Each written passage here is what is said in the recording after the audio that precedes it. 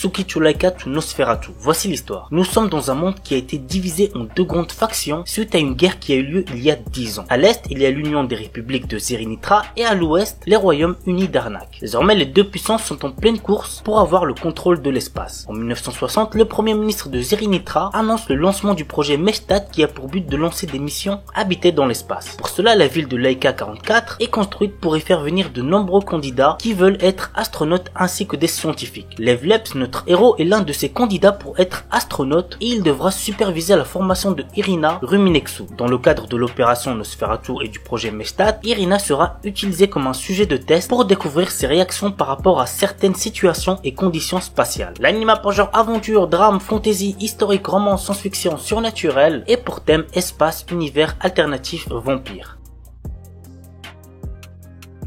Rosario to Vampire. Aono Tsukune, humain normal, aucun centre d'intérêt, a échoué à son entrée au lycée. Bref, t'as capté, sa vie pue la merde. Mais, heureusement pour lui, son père lui a trouvé un peu par hasard une place dans un lycée bien mystérieux. Tsukune se rendra donc pour la rentrée dans ce lycée très éloigné dont on ignore tout. Sur le chemin, il rencontrera une charmante vampire avec qui il se nourra d'amitié. Et arrivé au lycée, il se rendra bien vite compte que c'est en fait un lycée réservé aux monstres et qu'exposer sa véritable identité le condamnerait à une mort certaine. L'anime a pour genre action, comédie, ecchi, fantasy, roman, shonen, surnaturel et pour thème école, harem, sorcière, vampire, yokai.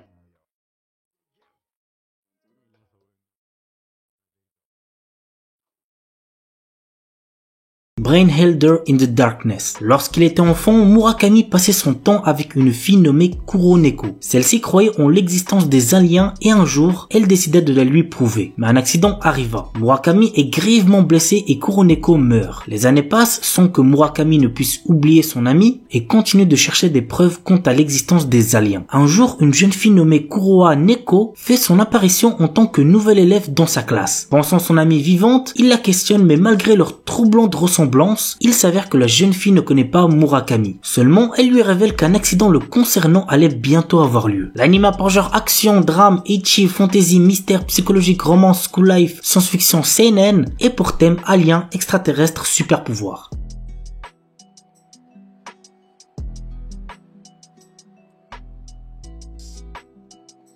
Shingetsutan Tsukihime. Enfant, le jeune Shiki a subi un grave accident. Depuis, il est doté d'un don aussi mystérieux qu'effrayant. Il est capable de discerner les lignes de la mort. Pour contrôler ce redoutable pouvoir, une mystérieuse inconnue lui donne des lunettes qui lui permettent de vivre normalement. Mais ce calme relatif éclate lorsque Shiki, pris de pulsions sanguinaires, utilise les lignes pour découper une jeune inconnue. Au même moment, une série d'étranges événements survient, comme des vampires modernes qui rôderaient en ville. L'anime a pour genre drame, horreur, épouvante, mystère, roman surnaturel et pour thème vampire.